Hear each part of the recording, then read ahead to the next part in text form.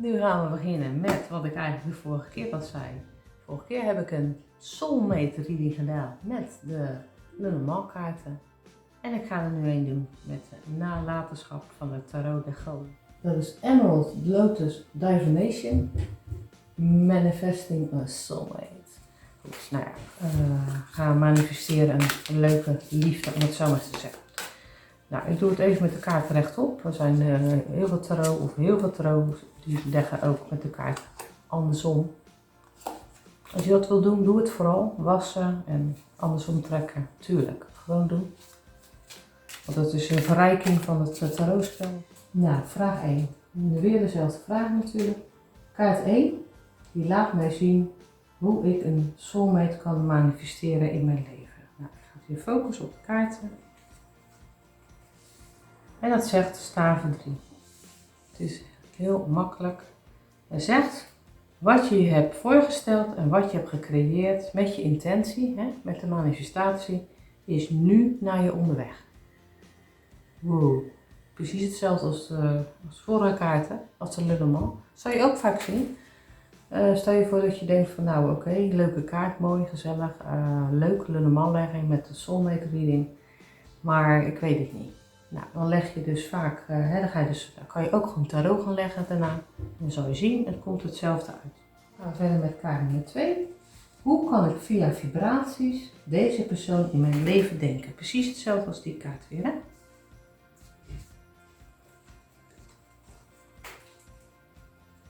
Zwaarde 9. Nou, er staat eigenlijk ook niet te veel stress, niet te veel in je denken gaat zitten. Niet te veel piekeren, eigenlijk een beetje hetzelfde, gewoon hetzelfde als de kaart van de Lenormand, als ik het nog goed weet. Dus dat je fantasie niet op hol slaat, ook niet slapeloze nachten, de problemen en waarom lukt het niet, het lukt me niet en ik kan het niet en het gaat me niet lukken. En dan wordt het alleen maar meer en meer en meer. Je gaat hartstikke in je hoofd zitten en niet in je, eigenlijk wat het allemaal echt is. Dus je gaat het hier en nu ga je voorbij, maar ook dat je niet in de waarheid zit. Want ja, het is je eigen waarheid geworden en het neemt eigenlijk gewoon een loopje met je. Dus dat is niet nodig. Dus doe dat alsjeblieft niet. Want dan kan je juist manifesteren. Als je in je angst gaat zitten, ja, dan kan je niet manifesteren. Dus of in je angst zitten of manifesteren. Er is geen tussenweg. Gaan we verder met vraag 3. Zo kan ik via deze weg meer open zijn om deze persoon te ontvangen. Dus op welke manier kan ik open zijn om deze persoon te ontvangen? Oh, weer die cozy, cozy, cozy. Mooi. Wat ik al zeg, cozy, cozy, cozy. Ik leg hem even hier neer, de hond en de kat. Nou ja. Gezelligheid, mooie gedachten hebben, onvoorwaardelijke liefde. Als jij gelooft in de onvoorwaardelijke liefde, staat hier. En ook vriendschap, warmte en comfort, vrede, rust en vooral veiligheid. Veiligheid, dat is heel belangrijk. Dat je samen bent, dat je bij elkaar hoort. Dat is eigenlijk hoe jij meer open kan zijn om die persoon te ontvangen. Dus met alle mooi en goedheid in je hart. En ook te bedenken dat jij zelf gewoon een mooi persoon bent. Jij bent zelf gewoon een mooi persoon. En die ook mooie andere personen aan gaat trekken. Dus die energie gaat ook veranderen. En dan trek jij ook gewoon de mooie personen aan. Nou, wat ook weer een heel duidelijke kaart eigenlijk, hè? Dan vraag 4. Nou, iets van deze persoon dat ik niet verwacht. Hè? Dus er is iets van deze persoon dat ik niet verwacht. Dat laat de kaart zien. Nou, wat verwacht je? De dwaas. Nee, dat verwacht je toch zeker niet. De dwaas. Nou, eigenlijk zegt het dat de dwaas een soort van leidende rol heeft. En dat hij niet bang is om het avontuur aan te gaan. Dat hij best wel gefocust is van nou, oké, ik heb dingen meegemaakt, maar ik ben niet bang om het avontuur aan te gaan. Een openheid, een startersgeest, nieuwe start, dat komt eigenlijk steeds terug in deze kaart. Iemand die er echt zin in heeft. Dat eigenlijk verwacht je het in het begin niet, want ja, jij bent er zelf ook best wel huiverig voor. En dan blijkt dat diegene dat juist wel wil. En dat kan je in de eerste instantie best wel verbazen als je hem net hebt ontmoet.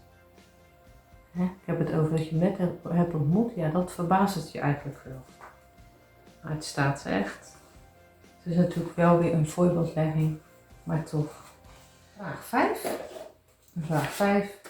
Hoe ontmoet ik deze persoon? Nou, met de tarot zijn we nu bezig, dus hoe ontmoet ik deze persoon? Kijk wat de tarot ervan bakt.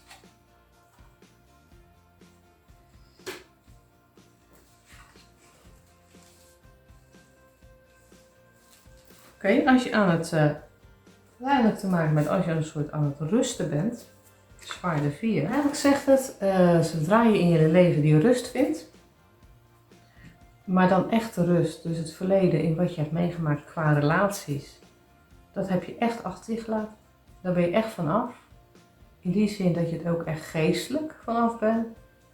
Dat je dat echt allemaal, een proces, dat heb je allemaal dat heb je meegemaakt. Dat heb je afgerond. Je bent in een rustfase gekomen. En nu, in die rustfase, als je die rustfase hebt, dat is de tijd dat het gaat gebeuren. Dus in die rustperiode ga je hem vinden. Dan vraag 6. Wat denk ik over hem als ik hem ontmoet? Weer dezelfde vraag natuurlijk. Wat denk ik over hem als ik hem ontmoet? Wat denk ik dan? Stavenaas. Oeh, mooi. Stavenaas. Nou, nieuw begin hè. Staan staven vaak voor, of eigenlijk altijd voor een nieuw begin. Wat denk je dan? Het is iets nieuws, nieuwe dingen voor de toekomst. Daar denk je aan. Je denkt ook aan de opkomende energie, nieuwe energie kunnen ontdekken weer.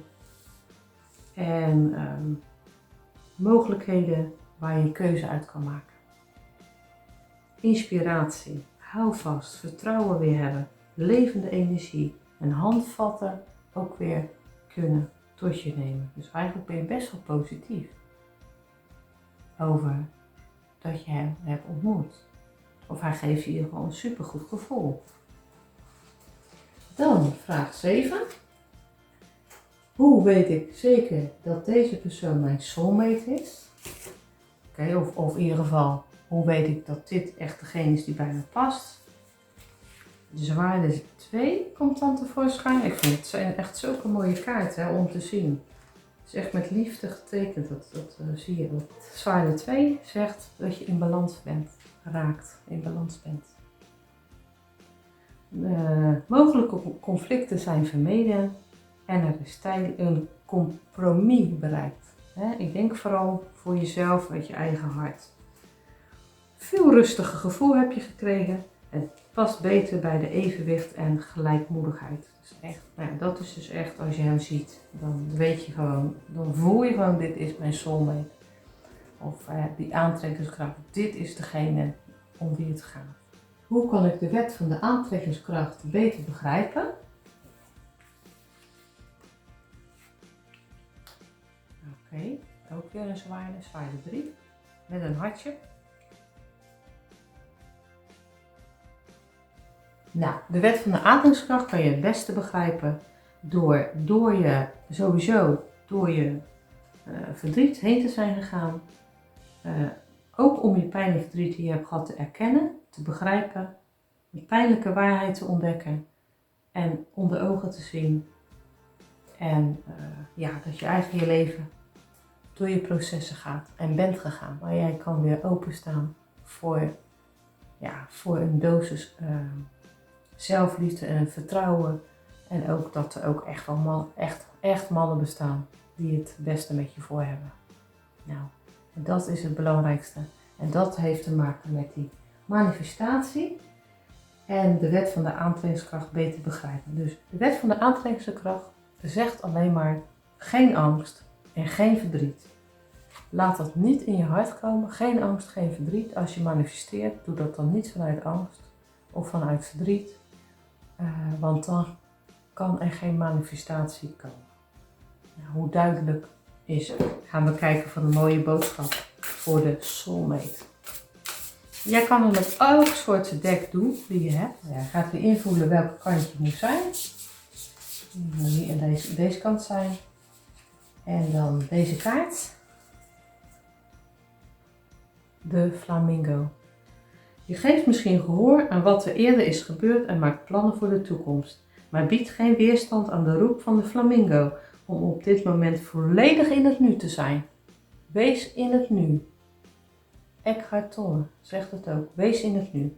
Dat zegt dit over een soulmate. Je kunt op dit moment op jezelf vertrouwen. Vertrouw op jezelf. Nou, hoe mooi. Hoe mooi. Dan, als laatste, deze. Pak maar een kaartje van de engelen van overvloed. Van Doreen Virtue en Grand Virtue. En dan gaan we even kijken welke het beste resoneert op het moment. Dat is deze. Zegt werk. Werk. Het is niet genoeg om te dromen of te bidden. Je moet ook op een positieve manier de stappen zetten waartoe je goddelijk wordt geleid. Wanneer je voortdurend je prioriteiten stelt en hier aan werkt, dan komen ze tot bloei. Zoals de bloemen in een tuin. Nee, manifesteren is een goed ding, maar geloof ook in de manifestatie op zichzelf. Dat is de mega grote boodschap die deze kaart hier wil geven. Succes in deze reading.